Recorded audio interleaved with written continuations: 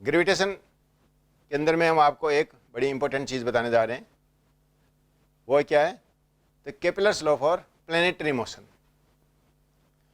Kepler ने सन के चारों ओर जो प्लैनेट मूव कर रहे हैं ना, उसके लिए कुछ नियम दिए। कैसे दिए? उन्होंने उनको ऑब्जर्व किया, प्लैनेट्स की मोशन को ऑब्जर्व किया। Then the Kepler found that the motion of planet around the sun is according to some law, they follow some rule. वो कुछ रूल को फॉलो करते हैं, ठीक है। और the systematic study on the made on the motion of the planet gives on the basis of that Kepler's gives the 3 laws. उन्होंने कहा कि ये 3 नियम है जिसके अकॉर्डिंग क्या हो रहे हैं कि every planets are moving around the sun, ठीक है। The first law, law of orbit, क्या बताया उन्होंने?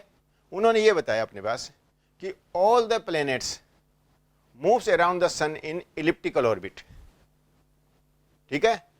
उससे पहले कोपरनिकस ने जो थ्योरी दे रखी थी उसके अंदर में उन्होंने इस ऑर्बिट को क्या था माना था?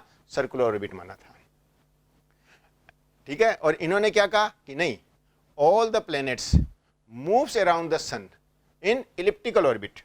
इलिप्टिकल ऑर्बिट है, sun is at one of the 2 focus, दोनों में से किसी एक फोकस के ऊपर क्या है? सन है। आप जानते हो कि इलिप्टिकल ऑर्बिट के क्या होती हैं? 2 फोकस होती हैं, तो सन उनमें से किसी एक फोकस पर है, ठीक है। तो जरा देखो, आपको हमने क्या दिखा रखा है कि एक तो सन है, उसके चारों ओर हमने ऑर्बिट बना रखी है। कैसी ऑर्बिट है? इलिप्टिकल ऑर्बिट है। इलिप्टिकल ऑर्बिट और सर्कुलर ऑर्बिट में अंतर है, ठीक है। सर्कुलर ऑर्बिट के अंदर में एक सेंटर होता है, इलिप्टिकल ऑर्बिट के अंदर में 2 सेंटर न बोलकर हम उसको क्या बोलते हैं? फोकस बोलते हैं। हाँ,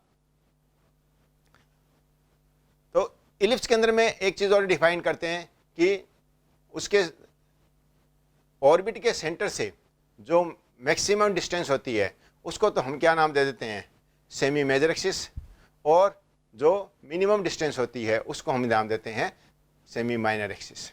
इलिप्स के बारे में आपको थोड़ी सी मैथमेटिक्स कम पढ़ाई जाती है, थोड़ी सी मैथमेटिक्स क्या है?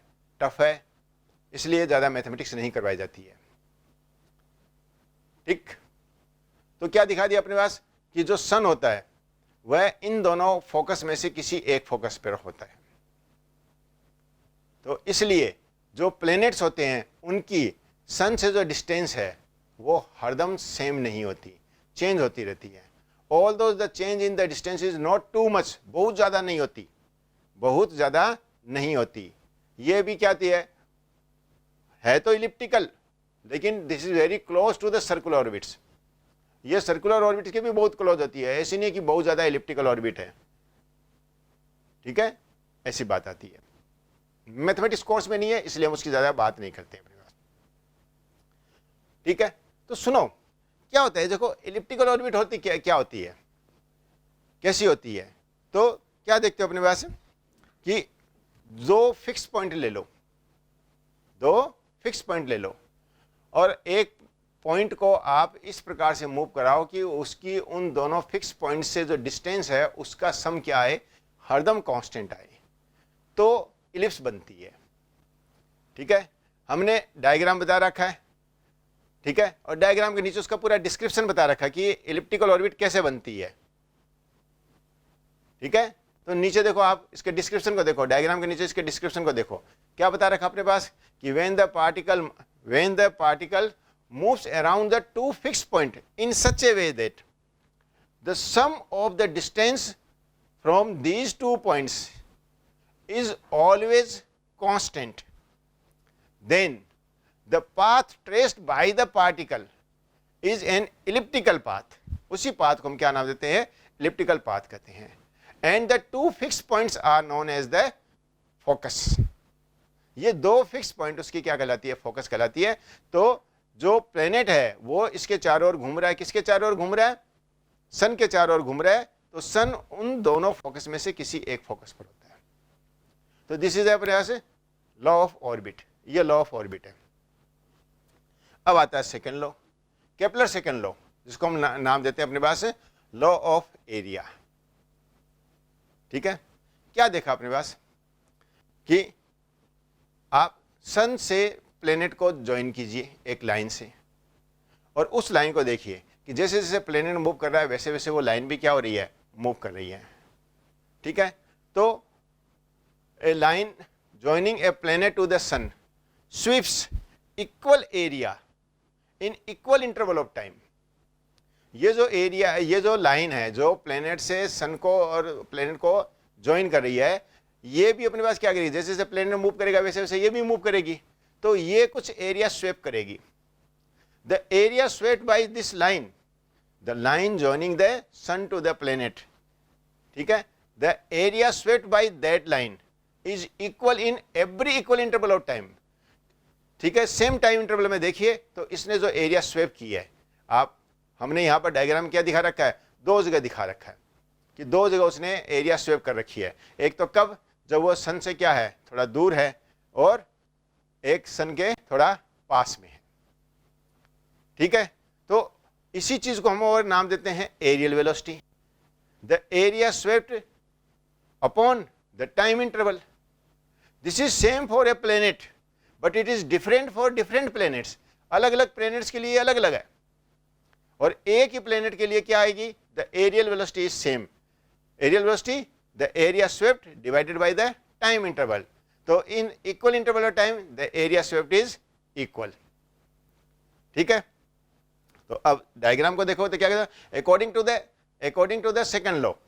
ठीक है, if a planet moves from A to B, diagram में देखोगे तो क्या देखा, ए टू बी, ठीक है, in a given time interval, और from C to D in same time interval, then the area, which area, A S B और C S D, ये दोनों एरिया क्या आएगी, इक्वल आएगी। हमने डायग्राम एकदम क्लियर कर दिखा रखा है कि एक बार हमने क्या बताया कि जब प्लेनेट सन से थोड़ा दूर है तब, और एक सन के पास में है तब, तो ये दोनों एरिया बराबर होगी। जो शेडेड एरिया हमने बता रखी है कौन सी, ए एस बी और सी एस डी, ये दोनों एरिया बराबर होगी। दोनों एरिया क्या है, these two area are swept by the line joining the sun to the planet in equal interval of time. ठीक है, तो area upon time interval is known as areal velocity. तो ये एरियल वेलोसिटी इक्वल होती है। आई बात, समझ में आई बात?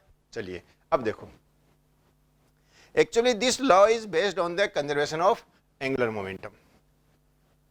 ठीक है, ये एंगुलर मोमेंटम के माने के कंजर्वेशन पर बेस्ड है। अब हमने क्या बता रखा है कि दो पॉइंट बता दिया आपको इस ऑर्बिटल, इस ऑर्बिट के अंदर में हमने दो पॉइंट बता दिया, कौन कौन से, Q एंड R। उसके ऊपर हम इनके एंगुलर मोमेंटम लिखते हैं।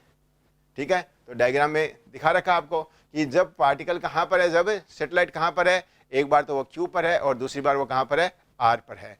जब वो Q पर है तो उसकी डिस्टेंस वहाँ से कितनी है, R2 है, और जब वह किस पर है, R पर है, तो उसकी डिस्टेंस कितनी है, R1 है। R1 है तो वहाँ पर उसकी वेलोसिटी कितनी है, हमने कह दिया V1 है, और जब वो वहाँ पर Q पर है तो वहाँ पर उसकी वेलोसिटी कितनी है, V2 है। तो the angular momentum at R is equal to the angular momentum at Q। और आप जानते हो angular momentum is equal to कितना होता है, mvr। तो angular momentum at R is equal to क्या आ जाएगा अपने पास, mass into velocity into distance. यहां डिस्टेंस क्या है, मिनिमम है, इसलिए यहां पर वेलोसिटी क्या आएगी, मैक्सिमम। तो L R is equal to M into V maximum into R minimum. L Q is equal to, L Q पर मास तो वही रहना है लेकिन वहां डिस्टेंस मैक्सिमम है इसलिए वेलोसिटी मिनिमम है। तो वहां पर एंगुलर मोमेंटम क्या हो जाएगा, M into V minimum into R maximum, और L R is equal to L Q. Therefore अपने पास क्या हो जाएगा, एम से एम आप हम कैंसिल कर लें तो हमारे पास क्या आ जाएगा, V maximum into R minimum is equal to V minimum into R maximum. या हम कई बार क्या बोल देते हैं कि V1 into D1 is equal to V2 into D2 is same, is constant. ये कांस्टेंट रहनी है। D1 is the distance when the velocity is V1, D2 is the distance when the velocity is V2, और m से m cancel हो जाने हैं। इसलिए इसके ऊपर देखो कई क्वेश्चन आएंगे आपको, किस पर आएंगे, m1 D1 is equal to m2 D2, या m maximum into r minimum is equal to v minimum into r maximum. ये ठीक है, सिंपल से क्वेश्चन आएंगे, आराम से कर देना। इसके बाद आता है Kepler's third law, this is a law of time period. इसको लॉ ऑफ टाइम पीरियड कहते हैं। इसको तो हमने जब आपका सेटलर का टाइम पीरियड बताया था तब भी हमने आपको डेराइव करके दिखा दिया था और बताया था, और वहां पर भी लिखा था कि this is Kepler's third law. क्या है वो अपने पास, क्या देखा था अपने पास, the square of the time period of revolution of any planet around the sun is directly proportional to the cube of the radius of the orbit.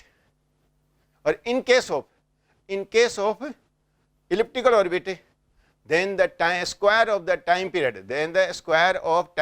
is proportional to the cube of semi-major axis of elliptical orbit। ठीक है, और क्या लिख दिया कि t square is proportional to a cube where a is the semi-major axis of elliptical orbit। आई बात clear? अब सुनो, in case of circular orbit, circular orbit के अंदर में सेमी मेजर एक्सिस और सेमी माइनर एक्सिस क्या होती है, सेम होती है, and that is equal to the radius of circular orbit. Then the in case of circular orbit the time period का the square of the time period is proportional to the radius of cube of radius of circular orbit.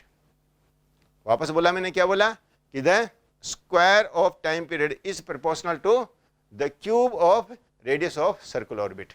So this is the Kepler's third law। All the planets obeys these law। या हमने क्या कहा कि these law are deduced from the systematic study of the motion of the planets around the sun। तो ये Kepler ने उनकी systematic study करके हमको अपने पास क्या दिया, ये नियम दे दिए।